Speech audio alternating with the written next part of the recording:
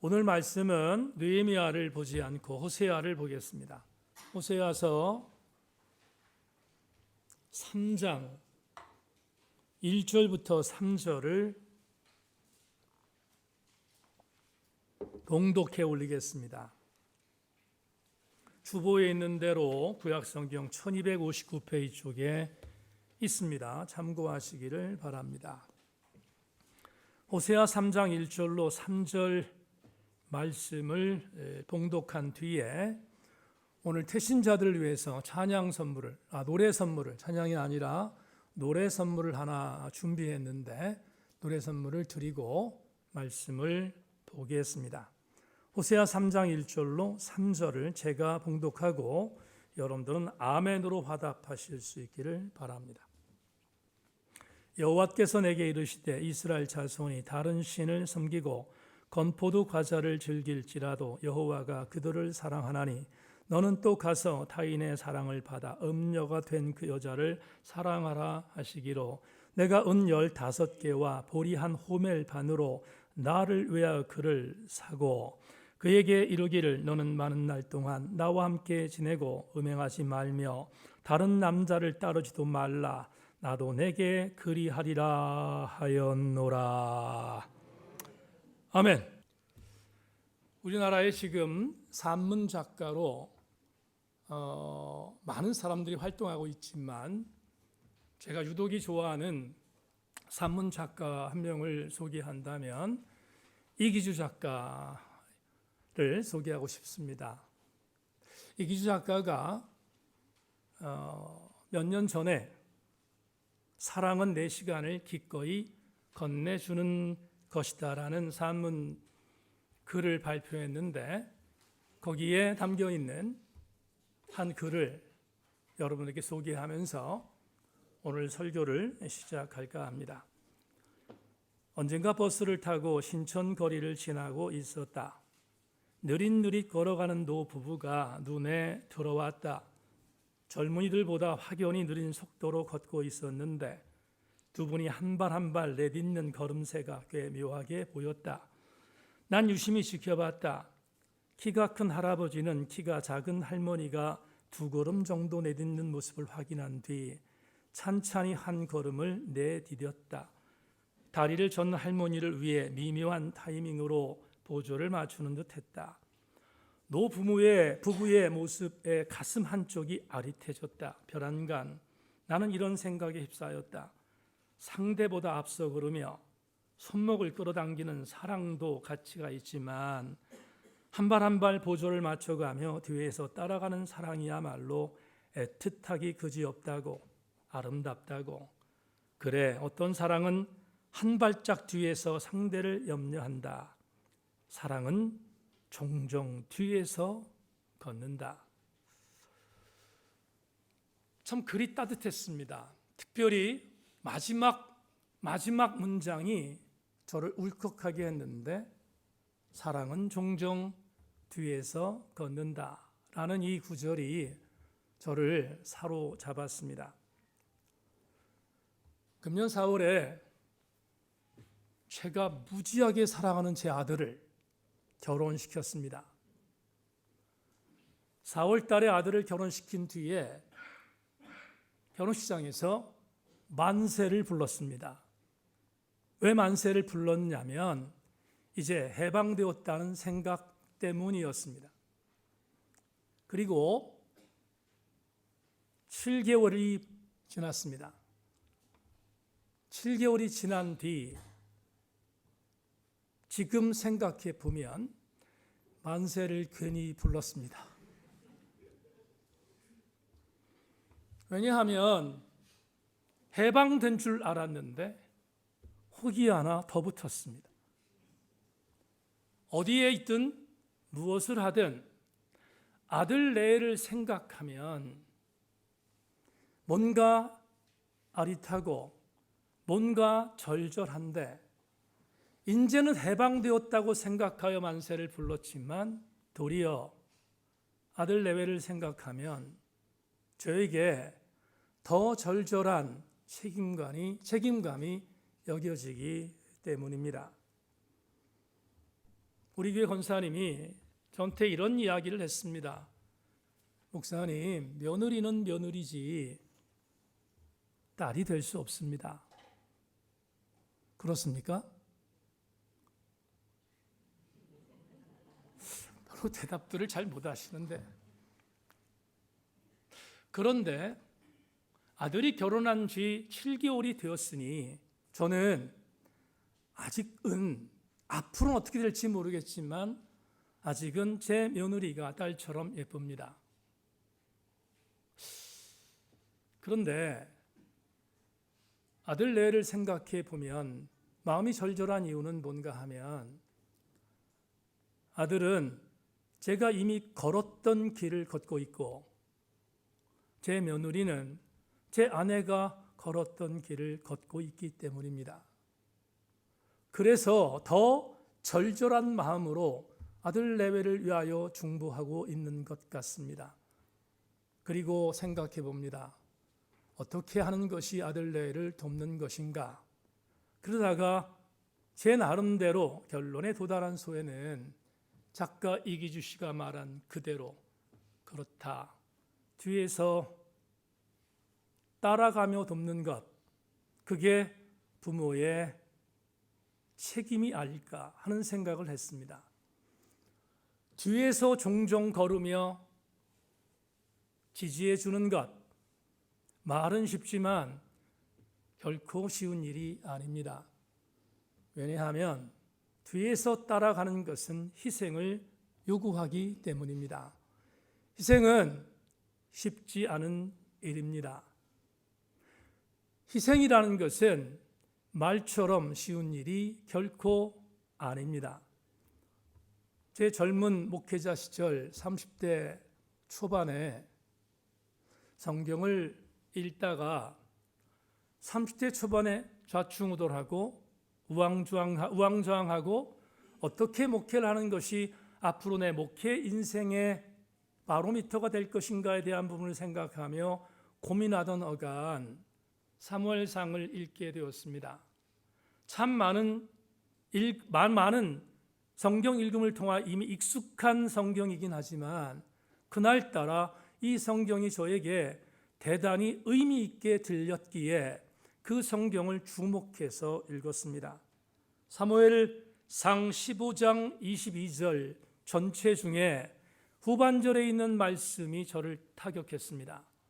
사무엘상 15장 22절은 이렇게 보고합니다. 사무엘이 이르되 여호와께서 번제와 다른 제사를 그의 목소리를 청종하는 것을 좋아하심같이 좋아하시겠나이까? 순종이 제사보다 낫고 듣는 것이 순양의 기름보다 나으니. 맨 마지막 빨간 줄에 다 같이 아멘 합시다. 우리가 이미 너무 잘 알고 있는 성경 구절입니다. 하나님이 사울을 왕으로 세우셔서 좋으셨습니다. 그런데 그 좋음이 오래가지 못했습니다. 왜냐하면 사울이 불순종하기 시작했기 때문입니다. 하나님께서 아각 사람들과 아말렉 사람들, 대표적인 의미이죠. 아말렉과의 전투를 벌이라고 했습니다. 하지만 아말렉과의 전투에서 승리할 것을 예고하신 주님이 그들에게 탈취한 어떤 것도 취하지 말라고 명령하셨지만 사울은 좋은 것을 숨겼습니다. 하나님 명령에 불순종한 것입니다. 그러자 하나님이 아시고 슬퍼하셨습니다. 사울을 왕으로 세우신 것을 후회하셨고 사무엘 선지자에게 사울을 내가 세운 것을 후회한다라고 말씀하신 뒤 그를 폐위할 것을 결심하셨습니다. 사무엘이 그에 가서 묻습니다. 왜 왕은 순종하지 않았는가? 왜 탈취물을 탈취하지 말라고 했는데 숨겼는가를 추궁하자 사울이 하나님께 좋은 것으로 예배하기 위하여 탈취했다고 변명합니다. 그때 했던 말이 바로 이 말이죠. 뭡니까? 순종하는 것이 제사보다 낫다라고 말한 것입니다. 그런데 이 구절을 접했을 때 굉장히 많은 부분의 이 성경을 읽었지만 그날따라 저는 이 성경을 영어 성경으로 읽고 싶었습니다. 그래서 영어 성경으로 읽다가 영어 성경의 교존이라고 하는 킹 제임스 버전에서 바로 이 빨간 부분에 기록되어 있는 구절을 발견했습니다.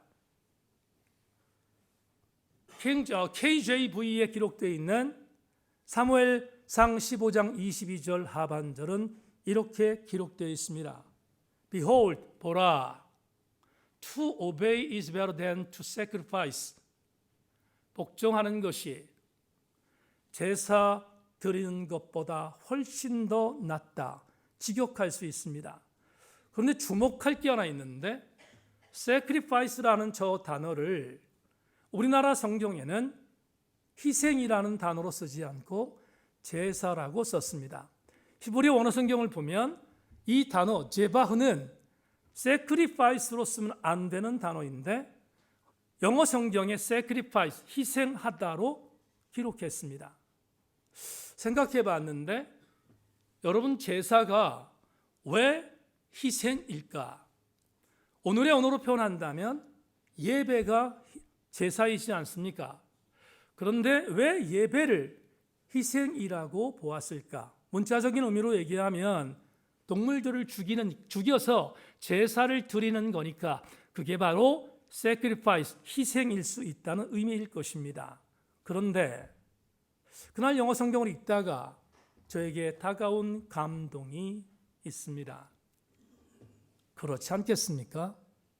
내가 하나님 앞에 예배를 드리는데 예배를 드리는 자의 모습이 누군가를 위하여 헌신하고 누군가를 위하여 손해보고 누군가를 위하여 희생하는 삶을 살지 않고 하나님께 예배한다는 것이 말이 되겠습니까? 말이 안 됩니다. 결국 이런 결론에 도달할 수 있는데 내가 하나님께 예배를 한다? 그것은 내가 희생한다는 것을 전제한다는 의미이기에 그렇구나. 제사라는 단어를 sacrifice, 희생으로 기록하였구나 하는 것을 그날 느끼게 되었습니다. 그러자 제 마음속에 이 구절이 제 목회의 젊은 시절이었으니까 제 목회의 앞으로의 바로미터가 될 수 있겠구나 생각하고 감사했던 기억이 있습니다. 오늘 희생이라는 단어를 설명하다 보니 추수감사주일에 맞는 성서 본문 텍스트는 아니지만 오늘 호세아서가 생각났습니다. 오늘 본문을 보면 대표적인 희생이라는 단어를 적용할 수 있는 본문으로 우리에게 적용될 수 있어 오늘 본문은 주목해야 합니다. 하나님이 예언자 오세아를 불렀습니다. 그 이상한 명령을 하나 내리셨습니다. 그 이상한 명령은 호세아 1장 2절에 있습니다. 자막 보십시오.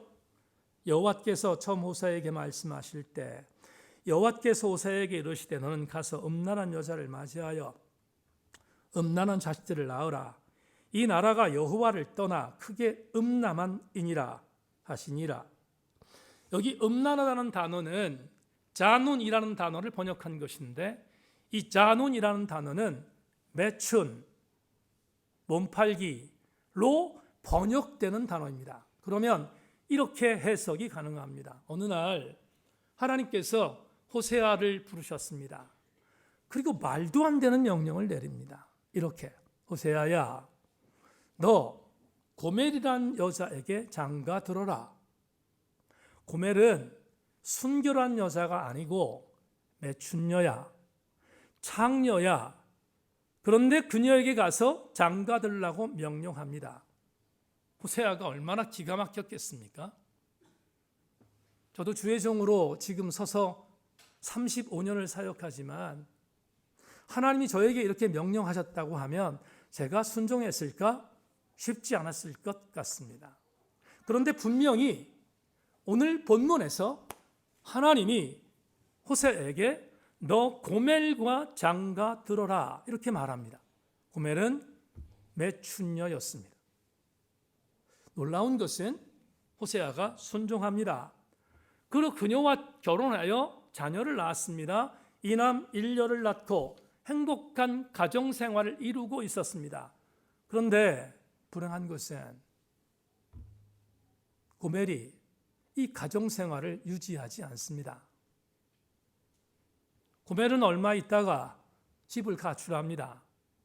그리고 참 놀라운 것은 그녀가 갔던 곳은 본인이 결혼 전에 살았던 사창가였습니다. 사창가에서 몸을 팔고 살고 있는 것입니다. 그러면 이 정도 되면 남편이었던 호세아는 절연하는 것이 맞습니다. 근처도 가기 싫어하는 것이 맞을 것입니다. 그런데 오늘 본문 1절은 경악할 만한 명령이 다시 호세아에게 임하는 것을 증언합니다. 여러분 오늘 본문 1절 볼까요? 본문 1절에 이렇게 말합니다. 여호와께서 내게 이르시되 이스라엘 자손이 다른 신을 섬기고 건포도 과자를 즐길지라도 여호와께서 그들을 사랑하시나니 너는 또 가서 타인의 사랑을 받아 음녀가 된 그 여자를 사랑하라 하시기로. 우리나라 성경은 주절과 그리고 종속절이 바뀌었습니다. 원어에 있는 대로 설명했던 표준 세번역으로 1절을 다시 읽어드리겠습니다. 여러분 자막 보십시오. 주님께서 나에게 또 말씀하셨다. 너는 다시 가서 다른 남자의 사랑을 받고 음녀가 된 그 여인을 사랑하여라.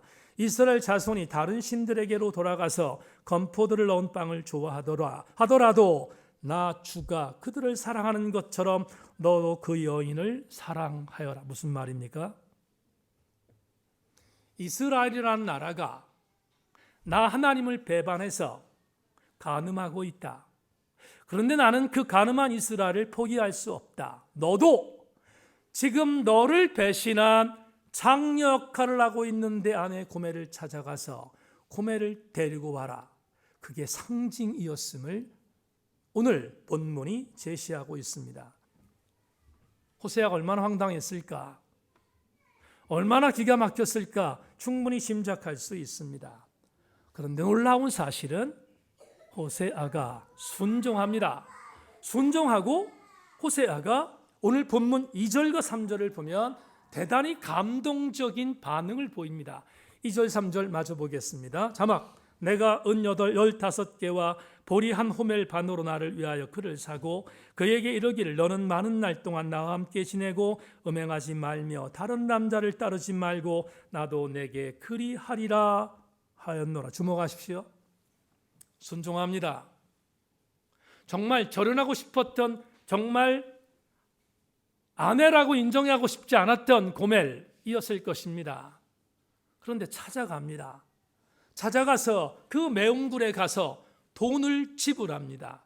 그리고 그 돈을 지불한 뒤에 고멜을 건져냈습니다. 오늘 호세아 성경은 이렇게 말합니다.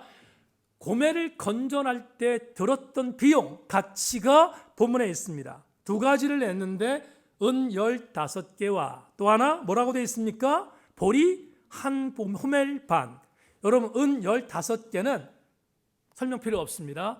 은 15개는 은 15개의 가치입니다. 그런데 보리 한 호멜 반을 은으로 표현한다면 어느 정도의 가치인가? 앞에 있는 단어와 똑같습니다. 은 15개의 가치입니다. 그러면 고멜을 데려오기 위하여 호세아가 드렸던 지불값이 얼마입니까? 은 30 가치입니다.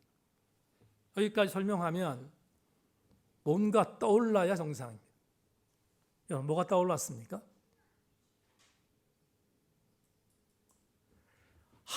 아무 생각이 없으면 그건 문제가 있는 겁니다. 은 30세켈 뭐가 기억나십니까? 예수께서 가룟 유다가 대제사장에게 팔릴 때 예수가 누구인지를 알려주기 위한 가치입니다. 다시 말하면 예수 그리스도가 팔린 가격이 은 30입니다. 호세아서에 고멜을 데려오기 위하여 드렸던 가치를 은 30세겔로 증언합니다. 우연의 일치입니까? 그럴 리 없습니다. 우연의 일치 아닙니다. 여러분 우리는 이렇게 해석해도 됩니다. 그러기에 호세아는 예수 그리스도의 그림자입니다. 호세아 예언서는 예수 그리스도를 우리에게 상징적으로 보여주는 대표적인 예언서입니다. 이런 생각해 보셨습니까? 은 30세계를 데리고 고멜을 데리고 왔습니다. 집으로 데리고 왔습니다. 제가 오늘 일부 예배 때 여러분 고멜을 데리고 와서 호세아가 어떻게 해야 하는 것이 마땅합니까를 물었어요. 일부 예배 때. 그랬더니 일부 예배 참석했던 권사님 한 분이 저 패야 합니다. 이렇게. 때리래요. 때릴 수 없습니다. 왜 때릴 수 없는가? 오늘 본문은 그 반대입니다. 아내를 데려왔습니다. 은 30에 데려왔습니다. 데려온 뒤에 때린 게 아니라 호세아가 빕니다. 어떻게 빌었습니까? 이렇게 빕니다. 나와 함께 지내고 음행하지 말며 다른 남자를 따르지 말아 주시기를 앙망하나이다. 이게 말이 됩니까? 말이 되지 않습니다. 그런데 호세아는 고멜을 데려온 뒤에 이렇게 호소했습니다. 제발 이제는 죄를 짓지 말고 나를 떠나지 말고 아름다운 가정생활을 해주기를 바란다고 이야기합니다. 여러분, 우리는 호세아가 바보처럼 여겨지지만 그리고 고멜이 이런 대우를 받을 수 있는 존재인가를 생각해 보면 고개를 절레절레 흔들 수밖에 없습니다. 그런데 놀라운 사실이 성경은 이렇게 우리에게 증언하고 있습니다. 호세아가 고멜을 데려와서 은 30을 지불한 뒤에 데려와서 그에게 호소합니다. 다시는 죄를 짓지 말라고. 설교를 준비하다가 이와 비슷한 구절을 신약 성경에서 발견했습니다. 신약 성경 로마서 5장 8절은 사도 바울이 이렇게 증언하고 있습니다. 우리가 아직 죄인 되었을 때에 그리스도께서 우리를 위하여 죽으심으로 하나님께서 우리에게 대한 자기의 사랑을 확증하셨느니라. 유진 피터슨의 메시지 번역으로 로마서 5장 8절을 다시 한번 읽어드리겠습니다. 그러나 하나님은 우리가 그분께 아무 쓸모가 없을 때에 당신의 아들을 희생적 죽음에 내어주심으로 그렇게 우리를 위해 당신의 사랑을 아낌없이 내놓으셨습니다. 우리 교회에 못된 노릇이 하나 있습니다. 은혜로운 설교를 하고 은혜로운 성경 구절을 읽어도 아멘을 안 해요. 유진 피터슨의 로마서 5장 8절을 다시 읽겠습니다. 그러나 하나님은 우리가 그분께 아무 쓸모가 없을 때에 당신의 아들을 희생적 죽음에 내어주심으로 그렇게 우리를 위해 당신의 사랑을 아낌없이 내놓으셨습니다. 성도 여러분, 오늘 교회 처음 나오신 교우 여러분, 호세아라는 히브리어 단어는 구원자라는 뜻입니다. 그런데 성경은 호세아를 중간에 두고 구약 성경 앞에 호세아와 같은 이름을 가지고 있는 한 사람을 소개합니다. 여호수아입니다. 누구? 여호수아입니다. 여호수아나 호세아는 같은 어원을 갖고 있습니다. 여호수아라는 말은 야훼께서 구원하셨다는 뜻이고 호세아는 구원하다라는 의미입니다. 구약 성경에 호세아와 똑같은 이름을 가진 사람이 여호수아인 반면 신약 성경에 똑같은 이름을 갖고 있는 또 한 명의 인물이 등장합니다. 그 사람의 이름은 이 예수스입니다. 이 예수스를 우리는 뭐라고 부르는가? 예수라고 부릅니다. 예수라는 뜻은 자기 백성들의 죄에서 그들을 구원할 자라는 뜻입니다. 그렇다면 우리는 이런 결론에 도달합니다.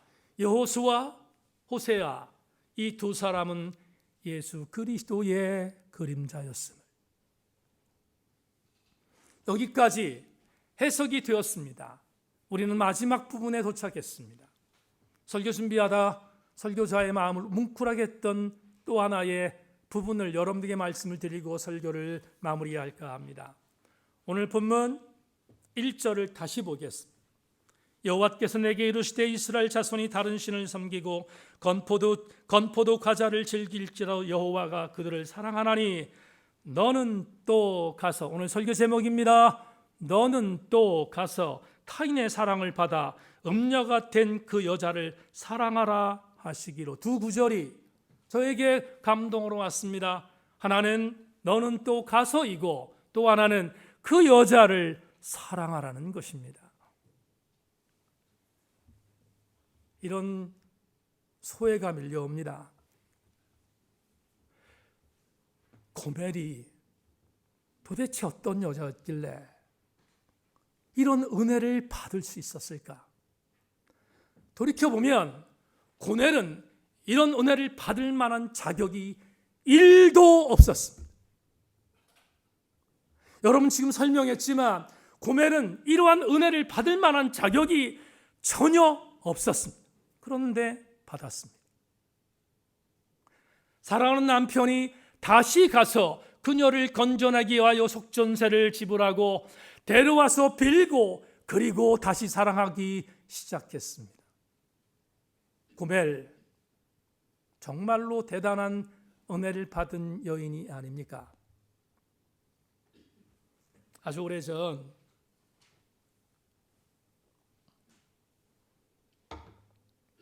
은혜 받고 목사가 되기로 결심하던 어느 날 이 찬양을 은혜롭게 불렀습니다. 사랑이 구주를 죽게 했네 왜 날 사랑하나 겸손히 십자가 지시었네 왜 날 사랑하나 왜 날 사랑하나 왜 날 사랑하나 왜 주님 갈보리 가야 했나 왜 날 사랑하나.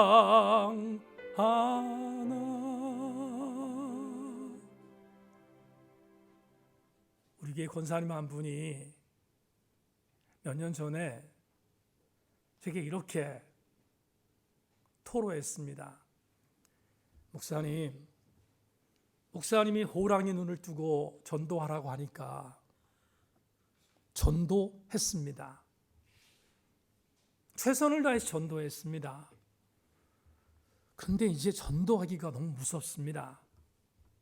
전도해서 교회를 데려다 놨는데 전도한 사람들이 나를 이용합니다. 내가 최선을 다하여 사랑하는 마음으로 그들에게 사랑을 전달했는데 그들은 교회에 목적을 갖고 나와서 나를 이용하는 것을 봤습니다. 이제는 너무 두려워서 전도하기가 어렵습니다. 맨 마지막에 저한테 이렇게 말했습니다. 목사님, 책임지세요.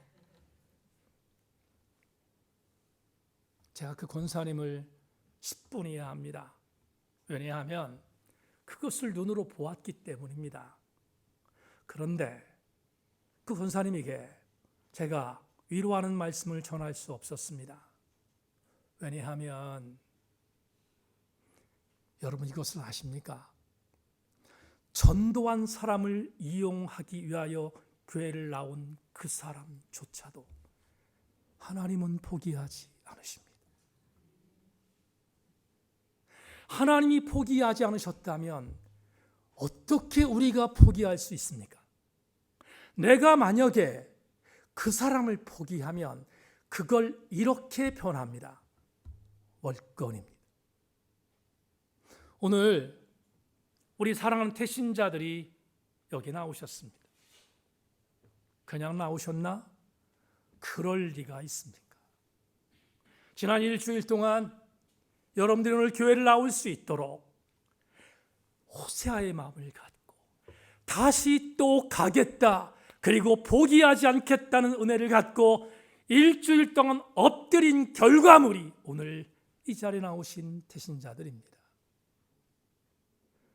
하나님이 여러분을 포기하지 않는다면 우리 세인교회 성도들도 결코 포기하지 않는 것이 하나님의 마음을 담는 것입니다. 나는 우리 교회가 하나님께서 원하시는 마음대로 끝까지 하나님의 마음을 품고 고멜을 포기하지 않으셨던 하나님께서 고멜을 호세아를 통하여 끝까지 구원받는 사랑을 주셨던 것처럼 우리 교회 모든 성도들이 호사의 심장이 되기를 주의 이름으로 소망하고, 우리 교회는 이 은혜를 잃지 않기를 주님의 이름으로 소망합니다. 말씀 맺겠습니다.